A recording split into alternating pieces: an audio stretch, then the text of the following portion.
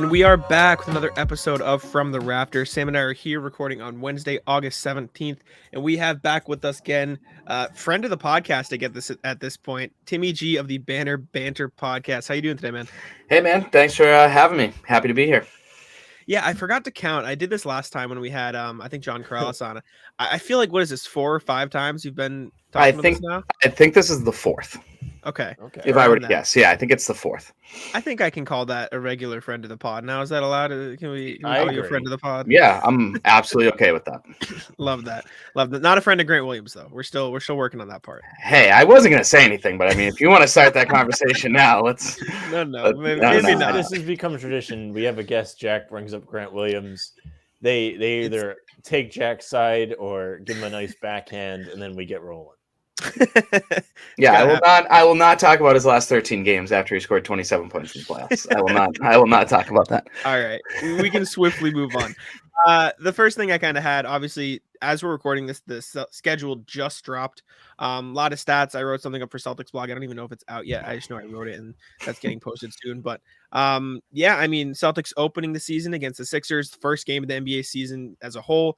Christmas Day game against the Bucks. I know you're a season ticket holder. Are there any games that you're marking on your calendar immediately? Yeah, I mean, as a season ticket holder, this is arguably my Christmas. I basically get to tell all my family members and friends that these 41 dates, I'm just not available in any way, shape, or form. I mean, it's so weird because January is always the month for the Celtics that they always have a buttload of home games, and now it's not. So that right off the bat to me is very bizarre. I think their most home games is in November. I think they have 9 home games in November, which is usually like never the case ever. But obviously, you know, the Thursday night TNT game against the Warriors, you know, the rematch, you know, back at the Garden, because the last time the Warriors were there, unfortunately, they won the NBA Finals. I'm not a fan of the fact that we have to play the Lakers on the second night of a back-to-back. I don't care if it's in the same arena. I feel like that is a rivalry, an actual rivalry in the NBA, not, you know, the fake ones that the NBA tries to make, like the 76ers and the Celtics, because that's, you know, even Joel Embiid said it's, you know, it's not a rivalry, you know. I'm obviously excited, you know. What I do think is weird, and I don't want to say excited, is like the Hawks, they don't come to the Garden until the last game of the season, which is in August. And it's a 1:00 ABC game. And the Hawks are going to obviously be a lot better this year with their addition of DeJounte Murray. So I thought that was very weird. The Bucks are only coming to the Garden one time this year as well, which is on Christmas, which I think is weird because I feel like the Bucks Celtics is more of a rivalry than anything else. But yeah, I mean, you can go on and kind of look at the different things. But I do think I know Sean Grandy tweeted about it, and I didn't realize it was something like this big. But in December, the Celtics are actually home for 17 days, which is the longest stretch in 43 years for the Celtics. Since 1980, I think. I saw that. Yeah, something like that. So their last road game is December 13th, and then they don't go on the road again until January 1st, which is just insane. And that stretch against the teams, you have 2 games against the Magic. Mm-hmm. Feel like those are pretty winnable games. Then the Pacers, I'm not worried about the Timberwolves. Then you're home against Christmas against the Bucks, and then you play the Rockets, which again you're not worried about, and then the Clippers. So the Celtics could go on a great stretch and feel really good before they have to go and play their kind of Midwest road trip, which I think that could be an important stretch of the season. For sure. This sounds a lot like last year when Sam, before the season even tipped, said they're starting 10-0, and then I said 8-0, and I stand by that they should have did that. And we can all talk about it. They were underachieved to start the season. Yes. And it's funny you mentioned that because I was just thinking in my head, what do I think? I think they should beat Philly. Think they should beat Miami, Orlando, Chicago. They should not really. I mean, they might lose. They might lose to Miami, but besides that, they're not playing a game they really should lose. Jack, you know, when they play Memphis, those are technically their first 10 games from Philly to Memphis, and they could easily go 8-2. You know, let's just say you lose to the Heat and you lose to Memphis. They can beat the 76ers and the Magic and the Bulls and the Cavs twice and the Knicks and the Wizards. So, and I think that's a good thing that they're kind of starting off a little light because I don't want to see Rob until like Thanksgiving. I want that knee to be like 1,000 million quadrillion % ready. So I feel like that's a pretty good start for them. But the Pistons, they play the Pistons twice on the second night of back-to-backs. And I feel like every single time they played the Pistons last year was on the second night of back-to-backs, and they got absolutely spanked by them every single time. So I'm a little nervous about that too. And Detroit's better. They're going to absolutely, be better too. Absolutely. If the East didn't get significantly better around the bottom, I would say they were going to get in the playoffs. That was my thing at the end of last season. I thought they would get in. They still might. You never know how these teams are going to. I mean, they should definitely be a part of the play-in. Mm-hmm. At that, I mean, I hate to say that should be a goal, but for as terrible as the Pistons have been, a shot at the playoffs, I feel like is a good thing for them. I mean, you look at the teams sliding, like the Hornets are going to be worse through no fault of their own. Like that's just, it's going to how it be. The Nets are probably going to be worse, barring they keep them smoothing things over. Pacers are going to be worse. The Magic are still going to be bad. Like they have a real chance. It's just an issue when you get to those bottom tier playoff teams. Like I think the Cavs are going to be better. I think the Bulls are going to be better, barring injuries. I think who else was in the plan? I guess the Nets will be worse. So yeah, the Pistons have a chance to slide in. It's just a matter of what happens with Brooklyn, and then if Charlotte, if the progression kind of outweighs what they've lost. Yeah, because if they lose Bridges after his being an idiot, that whole thing, that drops another team. The Hawks are obviously better, and I'm really interested in the Bulls. Because what type of Lonzo Ball are we going to get? Because the second he got hurt, you saw the Bulls just slip. So is he really going to be 100% when he gets back? Because clearly it was a much worse injury than they thought. Yeah, because he was supposed to, what was he? He was cleared, right? Or was it he was supposed to come back and then it went to indefinite? But regardless, he was out significantly longer and ended up being the whole season. Yeah. He was supposed to come back in like January and then never came back. Yeah. Yeah, and reports this summer saying he's still not doing like 5-on-5 work yet. He's still not ready, which is like a year out at this point of him. Yeah, getting hurt. So it's pretty scary. Not good for them. Other stats note: Celtics have 13 back-to-backs this year, I believe, is what I counted. Which is 2 less than last year. Okay. And then I really dove deep, so I'm sorry about this, but please, the end of the back-to-backs, 6 of them are against playoff teams, so the other 7 are against teams that didn't make the playoffs last year, which obviously is huge, for Al or Rob or even for Jaylen and Jason, So, if you look at their first couple, like the Magic, the Knicks, the Pistons, the Hornets, like those are their first end of back-to-backs to start the season, and I feel like that's a good thing where obviously, you look at in December, they go Brooklyn Raptors. So obviously that's going to be a tough matchup. And then Clippers Lakers, that's going to be a tough matchup. But I feel like those type of games could really help out the Celtics in those type of situations if they actually are playing against bad teams that didn't make the playoffs last year.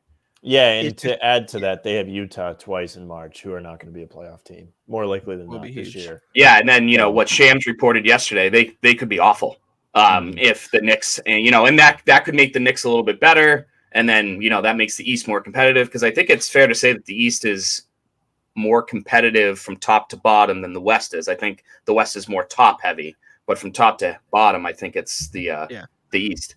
Yeah, I've been saying it all summer. They got to stop trading for guys. Stop bringing guys over here. It's pissing me off. So you want Katie to go to Phoenix? Get Durant out. Send him to the Pelicans. Keep Mitchell in Utah. You don't need to give up on him yet. You got a good package back for Gobert. You have plenty of draft picks to build off. If you don't need to blow it completely up yet, right? You got a haul for Gobert. That was Minnesota. I mean, Danny did it again. Yeah, crazy. I think Minnesota will be good, but that draft compensation is a lot. I just don't see Cat and Gobert being as good of a pair as Rob and Al. But then again, who the hell knows? It's definitely going to be weird, but I understand from Minnesota's perspective, like no free agent is going to Minnesota. They're not going to get anybody to play with Cat. So they had to do something, which I respect Tim Connolly coming in and just, blowing stuff up. But absolutely. Another stat, and I didn't tell Sam this because I know it's going to piss him off. Sam, the Celtics have 3 more nationally televised games than last year. They have 24 nationally televised I don't care for that. I mean, are you talking about NBA TV games? Because in my opinion, that doesn't matter. No, they have I think it breaks down. I wrote it up. 11 on ABC, 8 on TNT, and 11 on ESPN, 8 on TNT, 5 on ABC. Oh, okay. All right. As long as they're not the exclusive ones are the ones that kill me. I don't know how many are exclusive. When you cannot watch them on NBC Sports, that's when I start having an issue with it. I don't want to hear that will probably be every TNT game. Yeah. So 8, which is not what you want. ABC I mean, Jack, correct me if I'm wrong. I believe the first 3 Thursdays, the Celtics are playing the Mavs, Nets, and then the Warriors, and all 3 of those games are on TNT. Yeah, I'm pretty sure. Yeah. Well, Philadelphia will be on TNT for sure. Yep. The opener. Yeah. The opener will be on TNT. Yeah, ESPN, I don't think fights as much as TNT does with the rights, or maybe it's the other way around. I forget. Yeah, it's one of the two. So obviously, if it's only TNT, then you're going to have to just 9 games without Gorman. Which, do we think this is the last year of Mike Gorman? I don't know. No. I think, okay, because he said 2 more years at the end of last year, which you could take as he meant the last season and then this season. But I think as long as the team's playing well, he's going to want to keep doing it. Yeah, that was one consistent theme with his answers to that question is, as long as he's not like miserable going to the games, he's fine. Well, my question is, does Grandy just step in when he retires? Do we think that's the natural progression? I think so too, but he should. I just think he should play down his puns a little bit. I love Sean Grandy, and I think him and Cedric are the perfect team together, and I would rather have the 2 of them go over than Grandy with Scal. Agree. I agree. I think Scal is awesome in the studio. I've gotten used to him, doing the color or whatever they call it, whatever the correct TV term is. But I don't see Grandy and Scal working the way Max but I don't know if Max would want to do the TV because I feel like he's had the opportunity to do so because he's such a energetic and fun, type of guy. So.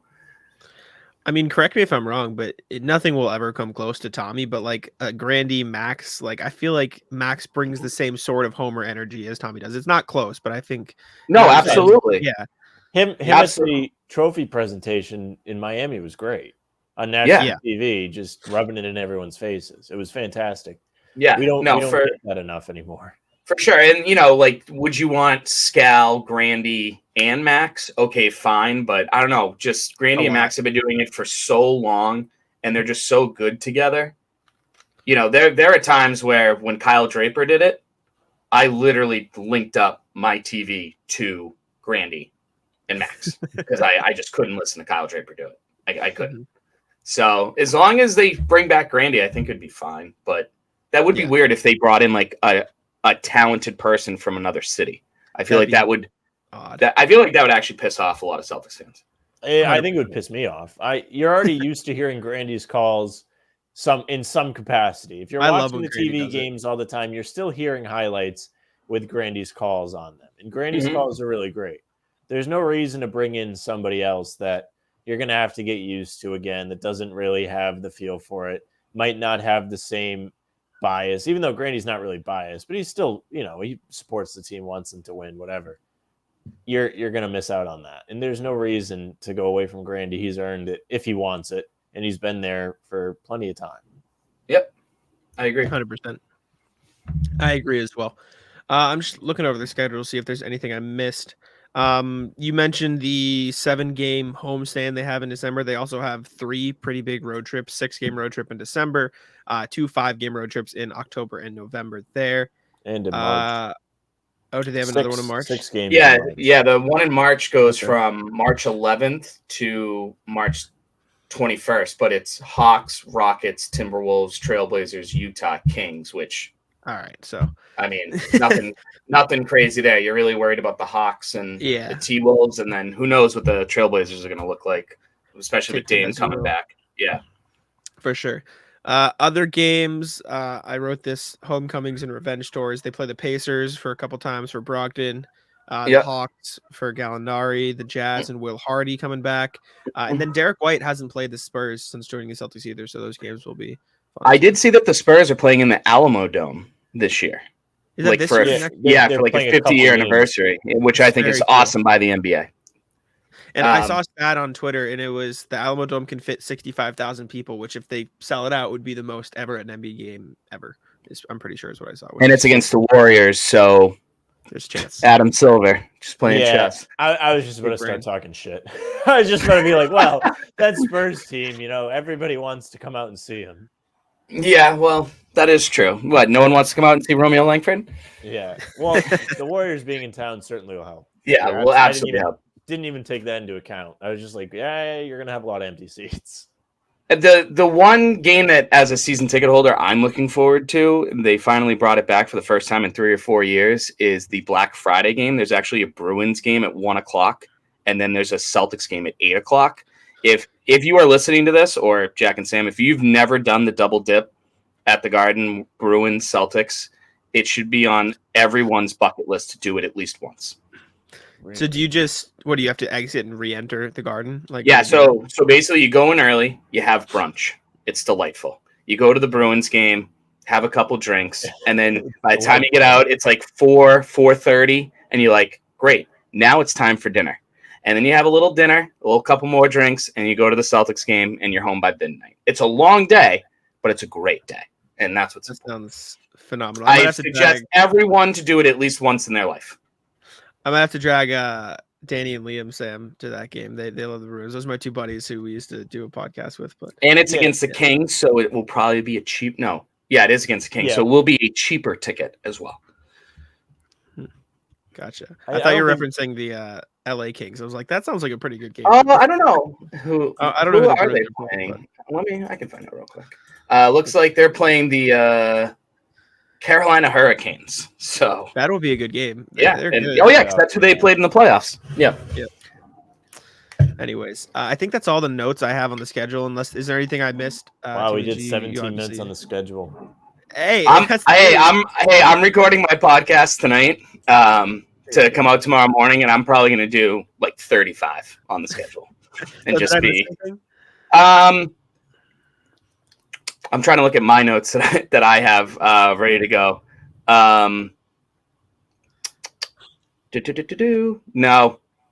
No. I think you hit them all. All right.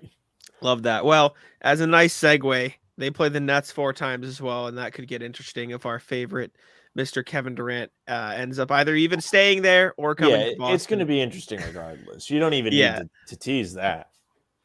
As long as Kyrie's still in uniform, also true. For whatever reason, 75% of the fan base can't get over it. 25% of it can. It's over and done with. That guy can rot. No, but like, I mean, how many times can you yell "F you, Kyrie"? Every time. Well, every time. Okay. All right. One thing I will. This is like a tidbit, but I remember going to Game 2 in that playoff series, and he had a horrible game, and I was so disappointed at the end that there was not a "Where is Kyrie" chant because he was so awful. But it was such havoc, mayhem, you name it, that you can't even blame the people. It was just I will say Game 1, the hate towards Kyrie was something I haven't seen since early LeBron days. Like it was borderline uncomfortable. But the thing that drives me nuts about some Celtics fans, I understand why you hate him, but like he's such a good player that he's still that's why I'm like, yeah, I'm angry at you, but I could watch you play basketball all day. So I wouldn't that's watch that team again. But I just think there are some Celtics fans, Sam, I know you're not one of them, but I literally think there are some Celtics fans that will look at the schedule and go, okay, when can I yell at Kyrie? Oh, December 4th or whenever. Cool, I'm going to buy these tickets, and that's why I'm going to go. Or whenever their first time is. I was just curious if you nailed it. It is December 4th, but they're not at the Garden. Oh, but it's in Brooklyn. Okay. Close. But yeah. Impressive that you nailed it, though. First time is February 1st. First time is February 1st. Okay. Unless I'm missing it. Sam's circling it on his calendar right now. Yes. But are you? No, you're not. What are you talking about? No, Why is are February they playing Brooklyn once at home? No, then again on Friday, March 3rd. Oh, okay. I didn't see it. Okay. Yeah. I was like,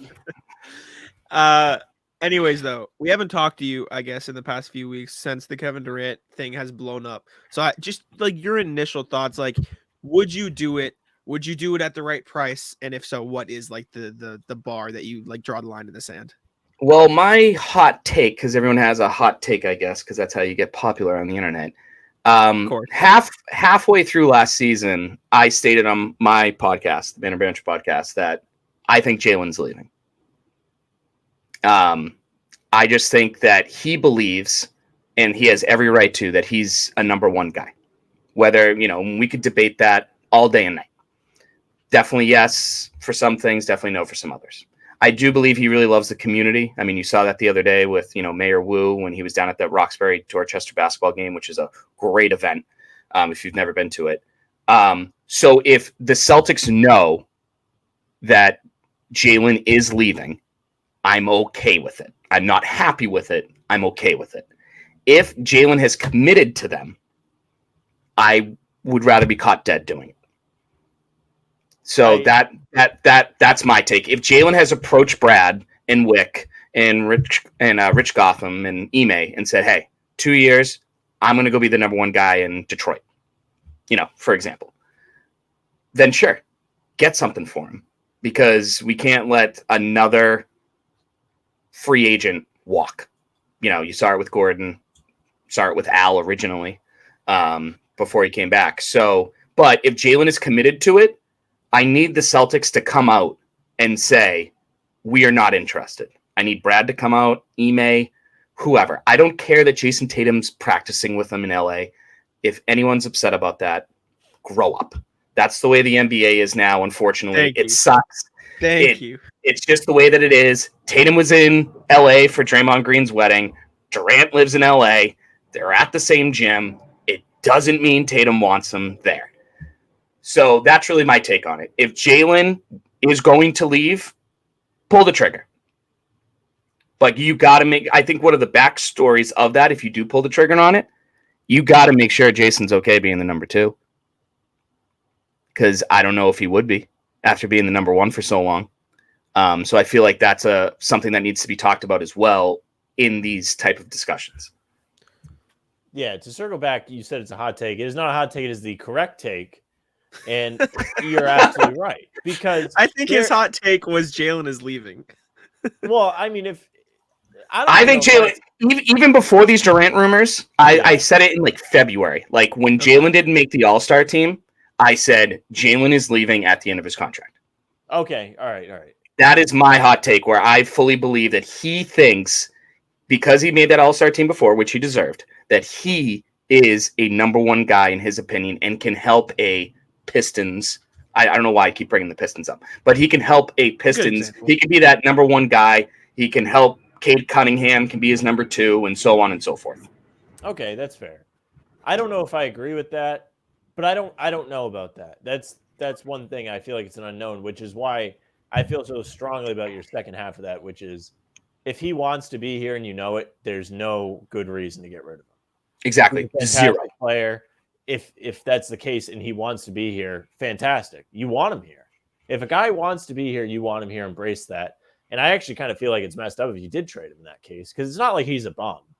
Guy's fantastic. He was a little shaky throughout the playoffs at times, turning the ball over. In the finals, he was kind of consistent scoring. I don't know. I mean, if they just want to trade his ball handling, I'm in. Yeah, I'm in. Don't tell me with a good time. Exactly. Yeah. But if he's ready to leave, bring in somebody else. Fine.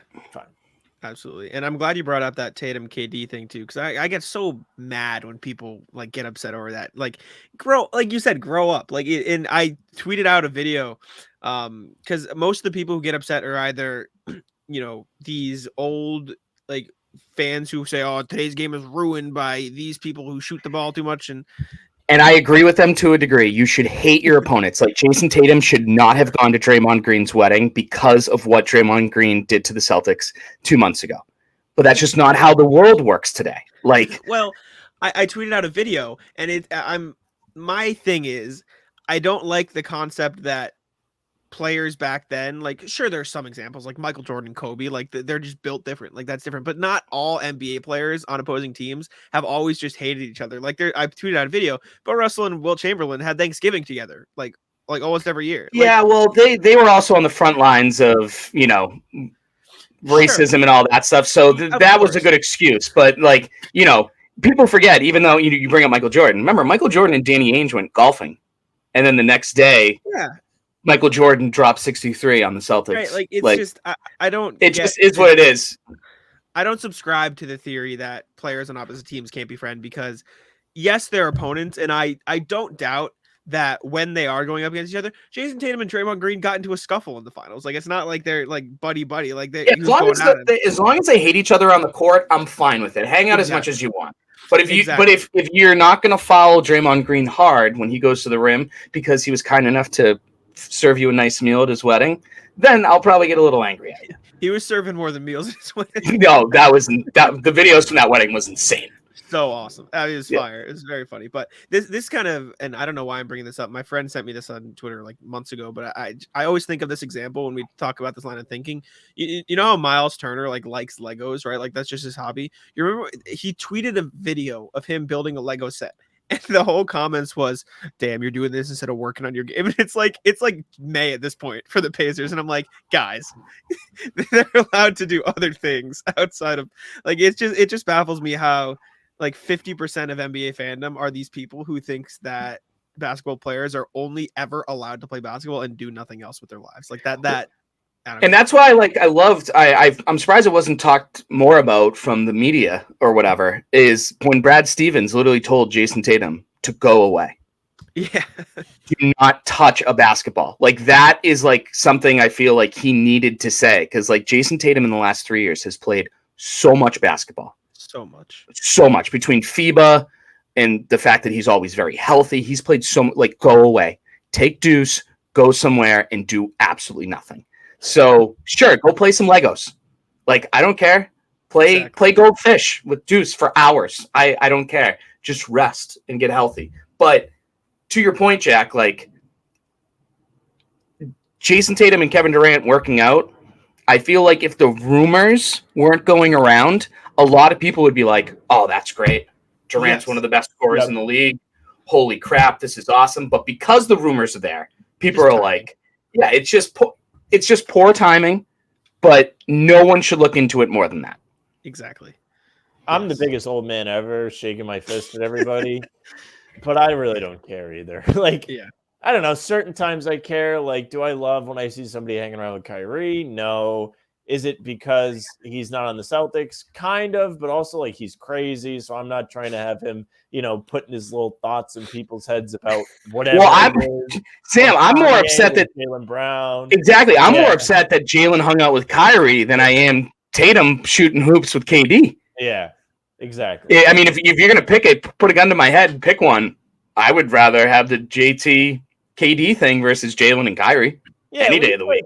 Out of all those guys on the Nets, like Durant's probably the most sane. Like, yeah, he gets mad at people on Twitter, but like that's saying a lot. In my opinion, like that's fine. Athletes should be able to give it back to the fans, including Kyrie when he gave it back to the Celtics fans in the playoffs. And people should leave him alone. And if you want to come at them, they should be able to come at you and say whatever. It doesn't matter. Yep. That's the only real knock on Durant. You can say he's weak because he left teams or whatever, which I kind of agree with. I don't love guys leaving teams. That's one thing I hate, which Durant has been getting a lot of flack for lately, and he's been going at people for it. Good on him, right?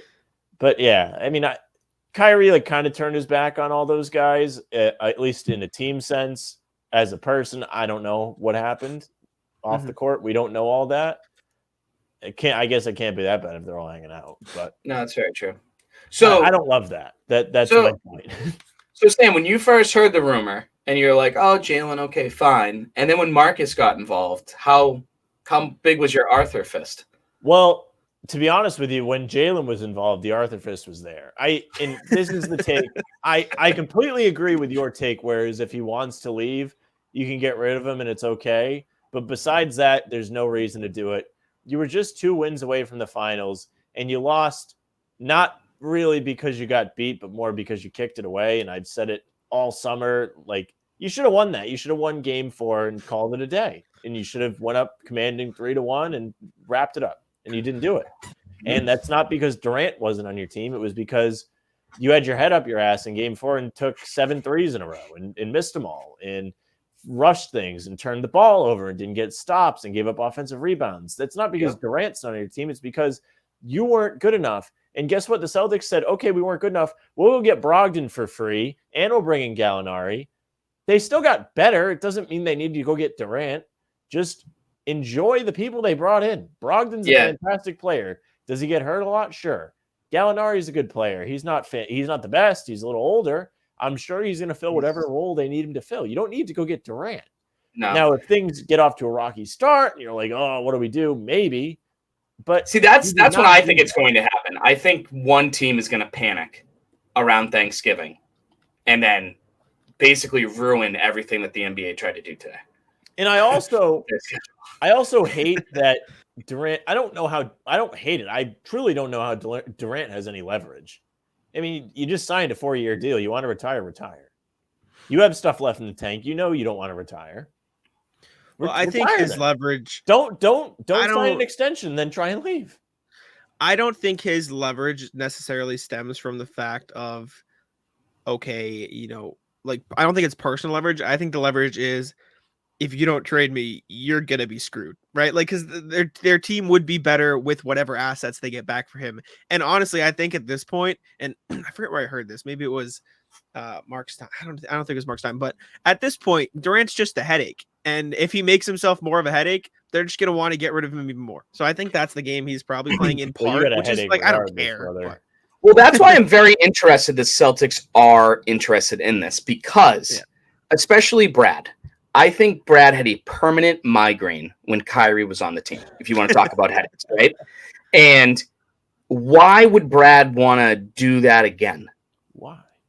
I do think Brad is very, I don't want to, starstruck may be the wrong word or phrase, but I do believe Brad is very starstruck with certain NBA players. Like, I think he drools over LeBron James and Steph Curry, like those type of guys. And you could see it when he coached the All-Star team.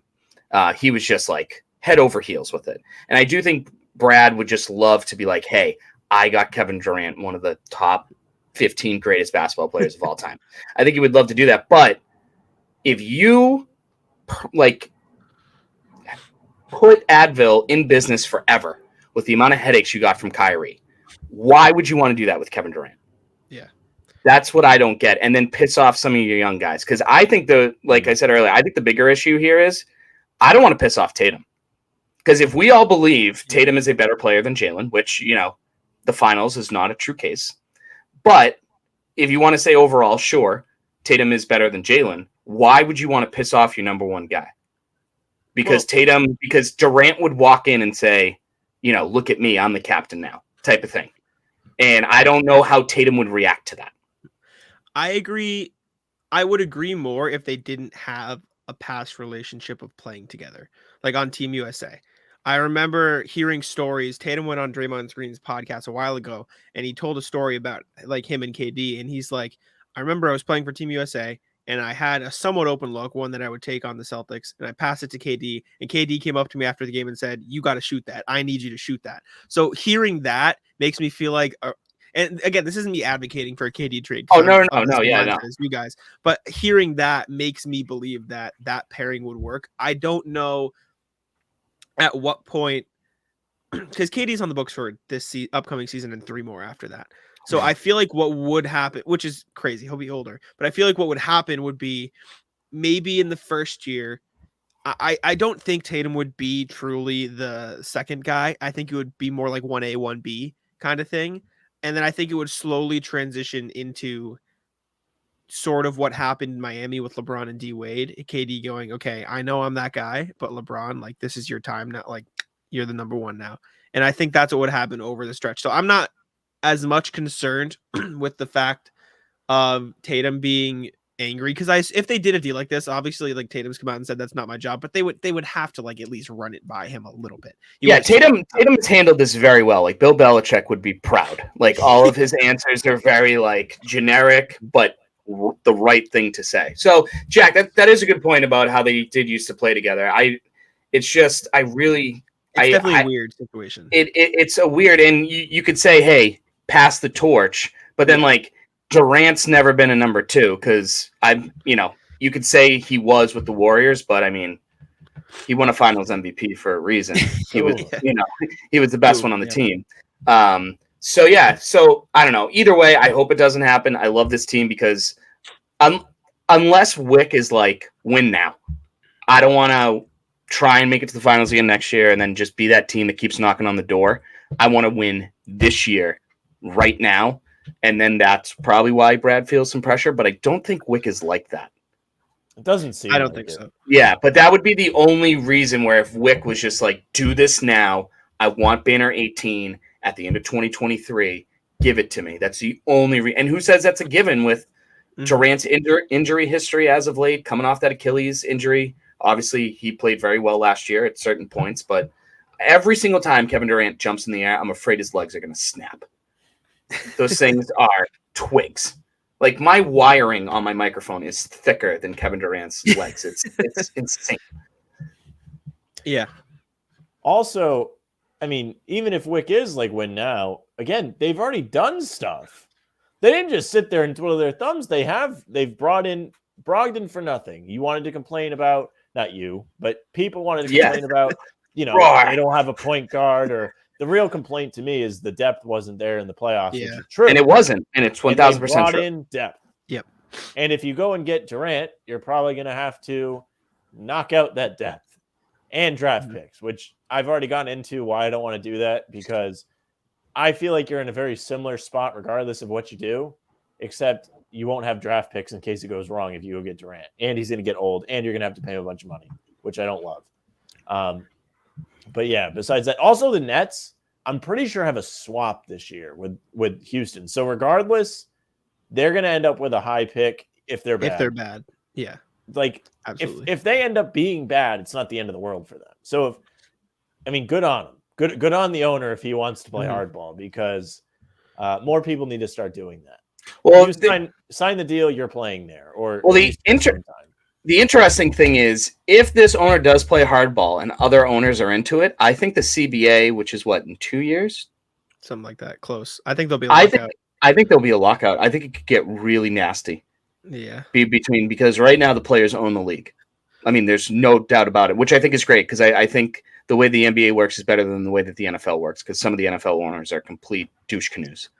So, I think better than the MLB. The MLB stinks. It's awful. It's just, imagine paying an NBA player $500 million.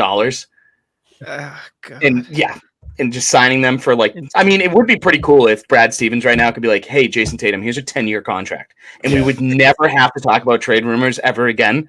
But in 10 years down the road, with how, the NBA just keeps going up and up, Jason Tatum would lose out on so much money doing that. So I do think there's going to be a lockout. I don't think it's going to be anything like, what was it, 95, 96? Or when was the really long lockout? I think around then, in the 90s. Yeah, I feel like it was Paul Pierce's rookie season. So maybe it was 97, 98. Anyways. It's that's very interesting. I will say this, though, Sam, how you said about the improvement, and, Brad has shown that they can win now. I was talking to one of my friends about this. I think going into this season, if the roster stays as is, this is going to be the most pressure a Celtics team has faced to win a championship since the 07-08 team. Is that a crazy statement? I think that 19 team had a lot I was going to say, is it more than after the 19 team, they took LeBron to 7 and they should have won, and then they got all their guys come back. They had a lot of pressure. So rivals. I think it's close, though. I agree. Coming off a finals appearance. You're going to have pressure if you get KD, though. It's the same thing. I think you're in the same spot regardless. You might be a little bit better at the top with KD just because he's KD. Mm-hmm. But I just don't think it's necessary. And this isn't 2K. I said this with somebody on here. I forget who it was. When it was really at its peak. It's not 2K. I think we talked about it with Keith last week. You can't just put guys in it's automatically going to work. You don't know what that's going to do. Like you said, it could piss off Tatum. Could piss off other guys around. You don't know. All these guys got along well. They gelled together in the second half of the season and bodied everybody. Yeah. And you got better. Yeah, well, that's the other thing. How are these guys? The Celtics are going to have to play 82 games this year. Like, actually play 82 games. Like, everyone's coming for them. Like, this isn't like, hey, Al Horford, take 3 or 4 days off. Everyone's coming for them because they made it to the finals and they want to beat that team and be that team in the East. So it'll be interesting to see how they handle that pressure, for sure. I think it'll be good for them. I think the Celtics traditionally with this core group have been at their best when the game's for real. Especially Marcus. Yeah, especially your boy Marcus. I mean, he loves when there's more pressure. I mean, sometimes he doesn't make the right decisions, but yeah, I think Marcus plays better when the lights are brighter. Agreed. And I think you heard all last year too that, it took Udoka like half the season just to like, okay, finally break through, finally not even build up the courage. That's the wrong wording, but just to figure out, okay, this is what I need to do to get the most out of this. And now that he's had a whole season and a playoff run, I think the connection between Udoka, who, by the way, this is totally random. All those people who are on the fire Ime train, come on, like, how do you look now? No, that train shouldn't even been built. Like, Miles Turner should have never even built that with his Legos. Like, that should have never ever been built because it was so early. There were so many injuries. It was so stupid. But I will say this, and this is just a very, very small concern on my end. And I was going to talk about it on my podcast that comes out tomorrow. I'm a little nervous that the players won't respond the same way to Ime now that it's been a full year.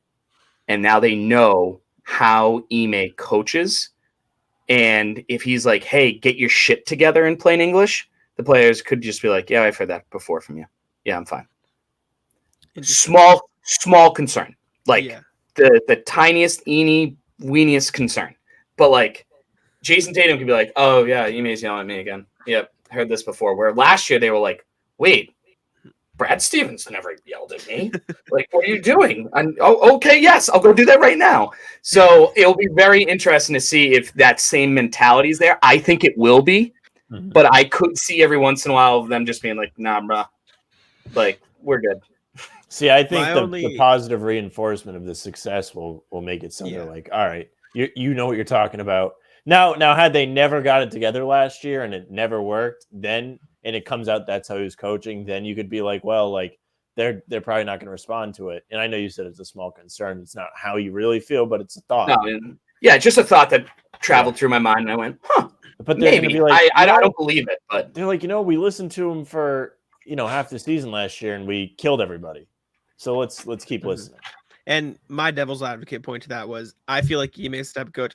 I think he'd bench Tatum. I think if Tatum did something like that, just bench, like not for a whole game, a few minutes, like, all right, ride the pine, get your act together, sit down. You'll come back in a second.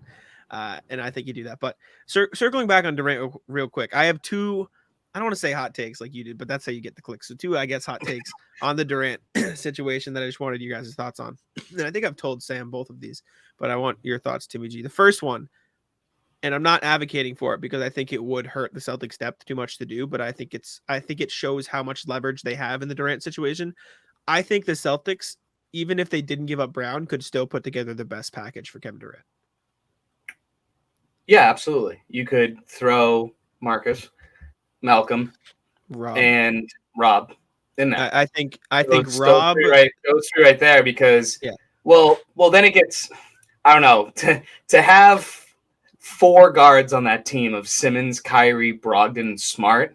They trade Kyrie too. Assume they trade Kyrie. Assume that they trade Kyrie. Oh yeah, then I mean, that would be a no-brainer for the Nets to do that because you get a big and I feel like Claxton is a very good big for them, but he's a good backup big in the NBA. He's not a good exactly. Yes. He's not Rob. Then you could have the craziest 3-guard defensive lineup probably in NBA history with Simmons, Brogdon, and Smart. I mean, that would just bonkers. Like, because all with 3 of those guys, like all 3 of those guys can guard 1 through 5. Yeah. Because Brogdon's 3 inches taller than Marcus? 2? I think he's 6'5", 6'6", around there. Yeah. So and Marcus is 6'3". Yeah. So, but the fact that all 5 of them can play multiple positions, but the thing is they have a coach that has never played defense before in his life, and Steve Nash. So, you would need to get like a new coach in the system. And I think that's one of the other very interesting points about Kevin Durant. Is Steve Nash that bad of a coach? Or is Kevin Durant looking for more of a LeBron James route? Like, this is the guy I want, and this is the guy I'm friendly with, and this is what I would prefer. Because we saw, who was the guy, the guy who coached over in Israel that the Cavs had for a little bit? David Blatt. Yeah, David Blatt. LeBron didn't want him, and he was gone real quick. And then Brett Brown came in, and no, not Brett Brown. Tyler, oh my God, yeah. No, who was the coach before that with the last name? Mike Brown. Oh, yes, I feel like Mike Brown, Ty Lue. So does Durant want someone that he can coach? Like, is that because that's what's interesting? Like, if it's just as easy as Durant saying, "Get Steve Nash out of here," I'm surprised the Nets haven't done that yet. That's because the funny thing. I haven't seen Steve Nash do anything. He picked Nash. He's been in on every deal that the general manager Sean Marks has made. And those are the two guys he's saying, get rid of them. Really? You had nothing to do with Harden being there? You had nothing. Well, that's why I'm wondering if ownership says team? That's why I'm wondering, like, we got to keep Marks because Marks is a very smart guy. We keep Marks, we get rid of Nash. Are you good? That's why I'm surprised the Nets haven't done anything like that and just said, okay, you wanted Nash, it didn't work out. Sorry to hear that. But if we get rid of Nash, can we keep Marks and can we keep you? I'm surprised like none of those rumors have started. The Nash thing was always so weird to me because it came out of nowhere, and then the first thing you hear is Kyrie say, "We don't actually have a real coach." But like, who made that decision then, right? Like, if that was the decision that this is the KD Kyrie's team, and then Kyrie complains about Steve Nash, like, why was? And then the team before that Kyrie was on had a real coach in Brad Stevens and didn't like that either. So which one is it? I don't know. They ruined their future when they let KD and Kyrie decide to fire Kenny Atkinson and then sign DeAndre Jordan, make Steve Nash play DeAndre Jordan, and then trade all of their like quality assets for James Harden. Allen. Who else they give up? Let Dinwiddie walk. Dinwiddie, he was part of that. I mean, just think about that team now. I mean, if you could have Caris LeVert, Dinwiddie, Durant, Simmons, Kyrie with Kenny Atkinson as coach, filthy. They probably would have won a title. Honestly, they might have won a championship at this point. Yeah, if not, at least Harden, they probably would have won. If they did everything the same and they just didn't gut their team for Harden, they would have been fine. Yeah, very true. Is there Jack? I know you have another topic, but is there another team in the East that you'd be super worried about that would just say F it? To like steal Durant? Yeah, because I think it'd be the 76ers. That's what I was going to say. And I talked about this on the other podcast that I do. I think people are underestimating the package they could give up for Kevin Durant because I think a lot of people look at Tobias Harris's contract and say, why would they want that? But he's a good player. Yeah, that's what I was going to say. It's a bad contract, but he's not a bad player, and they don't need to be bad because they don't really have control of their picks. Plus, you get, theoretically, Tyrese Maxey, who maybe it's crazy to me, Tyler Hero, Tyrese Maxey. That's a debate. Oh, Maxey. It's Maxey. That's a real thing.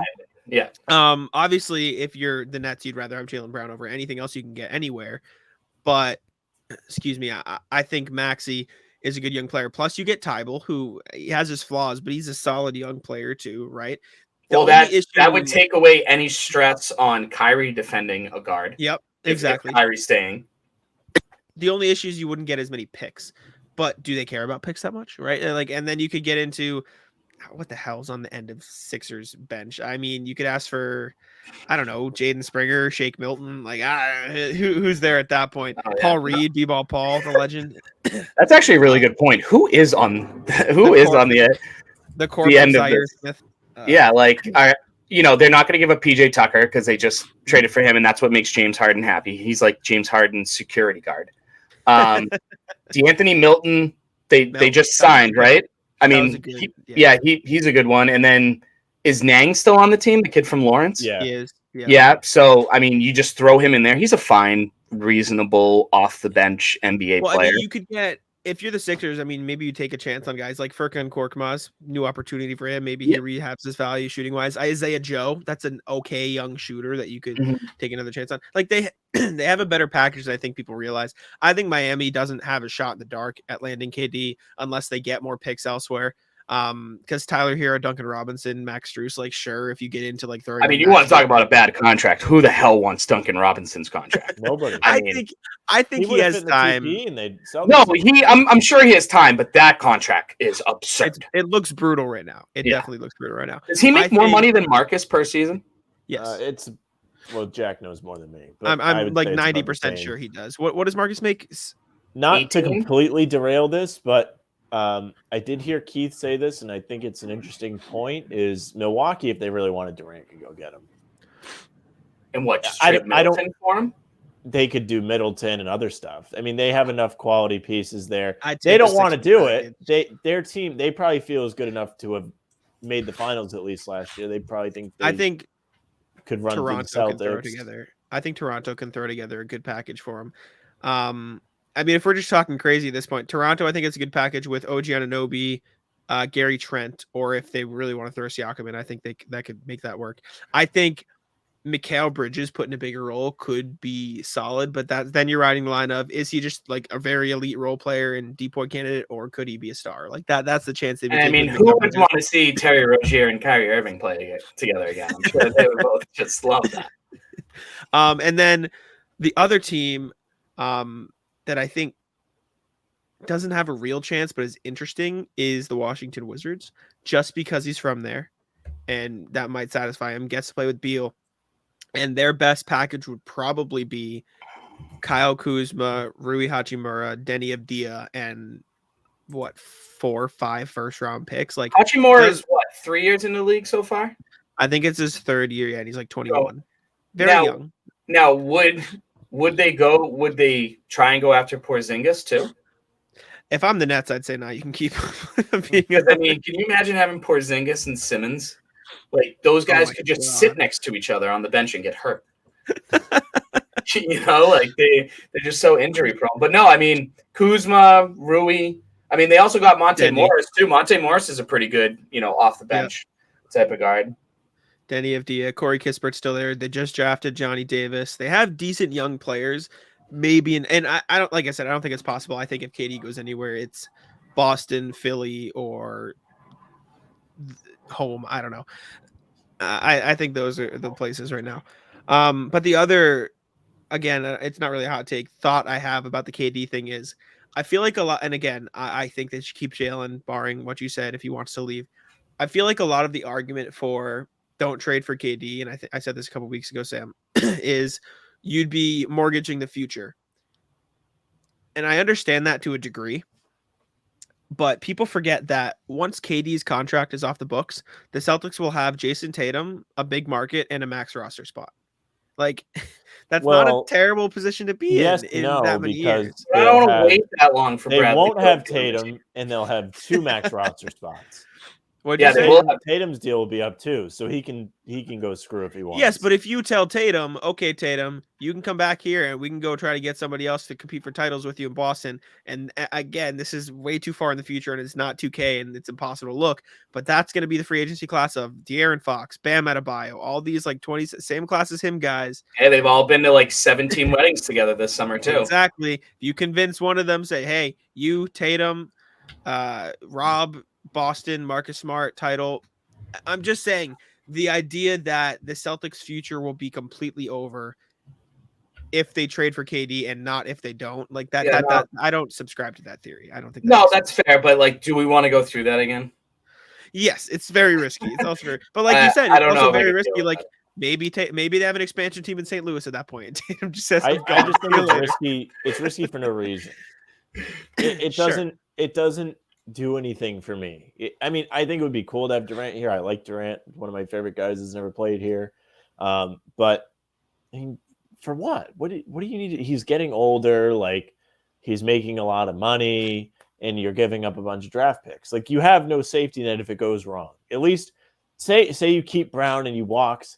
Even though you can say you got nothing for him, you still have the safety net. If you have an absolute collapse, you do have picks.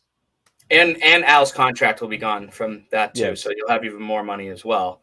Now, do you think if they win the championship this year, which I texted my season ticket rep. If they don't win the championship after Bill Russell dies, everyone should be on the trading block. It was clearly just a joke, but like that motivation should be enough to try and go win a championship for Bill Russell. Do you think Jaylen would be more likely to leave if they do win a championship before his 2 years is up? So basically Jaylen's like, hey, I just won a championship, and next season is my last year before I become a free agent. And then Jaylen plays one of his best years, is an all-star. They don't win the championship. Do you think he still would leave if he has a ring on his finger? I think it's more likely he does leave with a ring on the finger, right? So that's a little scary because like I feel like a lot of these guys are like, hey, I am now an NBA championship. I'm gonna go worry about me. Yeah. And I don't think Jaylen is like that because I think Jaylen is arguably one of the smartest NBA players out there. And I'm not talking like Kyrie Irving, who thinks that he's smart. I genuinely think Jaylen Brown is a genius, like a super smart kid. Yes, I think what's more interesting is I feel like based on their personalities, Jaylen, if he won a championship, would be more likely to stay now that I think about it. But Jason, if he won a championship, might be more likely to leave. I feel like that would be and go to the Lakers and go somewhere. I don't know where he'd do, but I feel like Jason would have that sense of I've done what I came here to do. I'm good. Meanwhile, Jaylen would be like, I want this to be my legacy. I want this to be, the place that I win titles for. Mm-hmm. But again, maybe Jaylen wants to play for Atlanta because he's from there. Maybe a St. Louis, like funny as it was, like maybe a St. Louis team pops up, blah, blah, blah. Like there's all these factors. Seattle will be first. Yes, in Las Vegas. I really think both of them, because of the Celtics, if you win, it's kind of a legacy thing. The whole thing with the Celtics is go get another one. It's not like, oh my God, we haven't won in forever. Like say like Milwaukee, right? Milwaukee won for the first time in 50 years, 2 years ago, a year ago, whatever. And then it's like, you have done, like when Cleveland finally won it, it was like, oh my God, like you've done everything you can do. That's just not how it works here. It's like, okay, you go again. You go again. How many can you win? Yeah, that was cute. Go do this again. Do it again. We appreciate it. Do it again. Yeah, make me a bicycle clown. I mean, really interested. Three still get crap for only winning one. With injuries and all kinds of stuff that went on for them. And if you leave, please see Ray Allen. Would you want that level of hate towards you? Now, that was obviously a different situation, but Tatum could get that if he were to ever go to the Lakers. If he goes to the Lakers, he'll get it. He deserves it. I would projectile vomit everywhere if that was the case. There are ways to leave and ways not to leave, and that would be a way not to leave. Just the thought of it. It's disgusting. Definitely. You don't leave and join a rival. That should be understood. Correct. Of course. That being said, I saw something on Twitter. I think it was Adam Borai of Bleacher Report who said like the Heat. I don't know. I assume you saw this. The Heat are interested in Jaylen Brown if the KD deal does happen. That I was gonna say that. But if there was a landing spot for Jaylen Brown to be the number one option on a title team, it would be Miami. For sure, because at that point, Jimmy Butler is mature and loves the game so much that he would accept the fact that he was number two, and you could argue that he is one of the most, or at least top three most reliable number twos in the league if that were to happen. And Bam's not a scorer, right? At this point, Lowry's just a playmaker. Don't get me going on Kyle Lowry. There's not a player in the NBA more than Kyle Lowry. If there is a place for Jaylen to go win a championship as the number one, it is Miami. But at the same time, if the Nets make a trade for KD, they're not going to say, okay, we'll send Jaylen Brown here instead. Like, that's not going to happen. I'm surprised Pat Riley hasn't tried to fleece the Nets. And maybe he has, and it just hasn't been reported. But Kevin Durant going to the Heat and them only losing, like, Eric Spoelstra and Duncan Robinson would be the most Pat Riley thing in the world. And it would just be so annoying. That'd be awful. Yeah. I think that's all I have. Sam, is there anything else you wanted to bring up for you? Nothing I can think of. I think we had a pretty good show for nothing. Sam, just real quick, I just wanted to ask you because I meant to actually tweet it at you when it happened. Sure. Are you worried about Marcus's mental state if Brogdon tends to get more minutes here and there, like how he kind of was upset with Derek White getting more minutes in Game 1 of the Finals? That I didn't know about the Derek. Well, no, it wasn't reported, but his body language was like, "Hey, okay, why the hell aren't I out here?" But the answer to me is no. I think he's one of the more mature guys on the team. I think throughout his career, he's played all different roles for the Celtics. And I also think when the move was made, it was clear this is what's going down. And this is why we're doing it, for depth. We want him to come off the bench and score. No, now, that doesn't mean it's guaranteed to work out. Oh, yeah, You're of course. absolutely right. But I just think, in my opinion, that's your captain of the team, regardless if he's starting or coming off the bench. They won't come out and say it, but feels like he assumes that role. He probably loves the Celtics more than anybody on the team.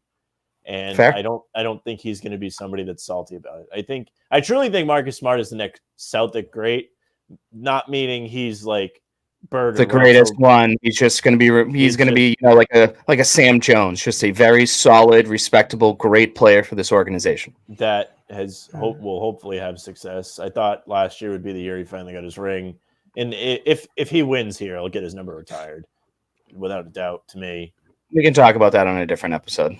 I know. I don't know. I don't see him leaving ever.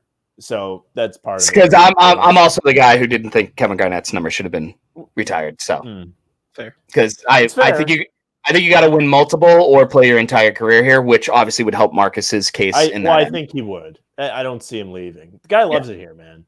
So he does. To answer your question, no. I think he loves it playing in Boston enough to where he's not going to be salty about something like that. I think he's at the point in his career where he wants to win. He got a taste of being in the finals, and I don't think he liked losing. So I think he's willing to do whatever. Yeah, I just don't want him to be on the bench for the final 3 minutes of, let's say, they're playing the Mavs and he's in, he's not shooting the ball well, but Brogdon's playing well and he's on the bench to close out a game. And then the next game, is he going to come out and try and jack up 10 3-pointers to be like, see, I should have been out there. That's just my small concern about Marcus, because I feel like every once in a while he does get like that. Sure. But I feel like he has definitely matured over the years, and hopefully he realizes the bigger picture at the end of the day, which I think he will. That's what I was going to say. I feel like at this point he would be, even if he was mad, I feel like he wouldn't just do some shit like you just said. I feel like he'd go to Ime and say, hey, while I was on the bench, like, what's up? I feel he'd like say something. Ime is the perfect coach for that. Exactly. Yes, I agree. And also, you mentioned earlier in the show, he was great when the pressure's on. Brogdon being there does put some pressure on him. He has to play well. He has to play. He's got somebody kind of competing. That's a great point, son. He's going to shoot 40% this year. It doesn't mean he's going to shoot the lights out, but I'm sure. The guy just won Defensive Player of the Year. Maybe he'll get that All-Star nod I promised last year. Yeah, if Marcus Smart shoots 40% from three, he's going to be an All-Star. You can mark it down. Yeah. Hey, and if the Celtics may start, he may get the most votes because every Celtics fan will be like, vote. Yeah, all the people that are mad at him will finally be like, wow, this guy's good. He can do the one thing. He can do the one thing we've always complained about. Hey, but if the Celtics are this 60-win juggernaut team, everyone, I don't want to say expects, but thinks they could be. I expect it. There could be, and if there is a chance at 3 All-Stars, I'm not saying it's got to be Marcus, but you look down the roster. I think it's Rob. You think Rob can make an All-Star team? I think Rob can make an All-Star team. I don't think it will be this year because I really think they're going to limit Rob's knee or limit Rob because of his knee as much as possible. Yeah. I really and truly think that because I think what Rob Williams did for that team was something that should go down in Celtics record book because he looked miserable out there. He looked like he was good in the finals. He was legitimately good. Yeah, and he was not even no one's 100% at that point in the season, but Rob was maybe 40% and was still that good. He's going to be good. I'm hyped for Rob. But anyways, that's all I got. Thank you again, Timmy G. We appreciate you hopping on with us for the 4th time, I think we guessed at the start of the show. But make sure I get your Twitter handle right at Banner Banter 18. Is it on Twitter? Yeah, and I'm dying to change it to 19. Hopefully soon. Hopefully by the end of the season, we'll talk to you. It'll be a different Twitter handle for us to say. But yes, thank you again. We appreciate you. Yeah, thanks for having me on. I love coming on with you guys. I really appreciate it. We always have a blast. And you're one of the guests we're comfortable with, so we don't have to sit here and take turns. And Jack, I still owe you a game. Remember that. That's true. I forgot about that. So you still, I'm a man of my word. I still owe you a game. So if we looked at the schedule, pick a game now outside of the Warriors game because that's actually my birthday. No offense to you, but any game outside the Warriors game you want to come to, you just let me know now, and I'll lock it in. And same with you, Sam. Let me know. I'll bring you up to a game. We can have some fun. Just let me know. Right. Sure. Alrighty, noted. I'll find a game Grant Williams is going to play good, and I'll pick it, and I'll call my shot. That means you may not come. All right. But yeah, thank you so much.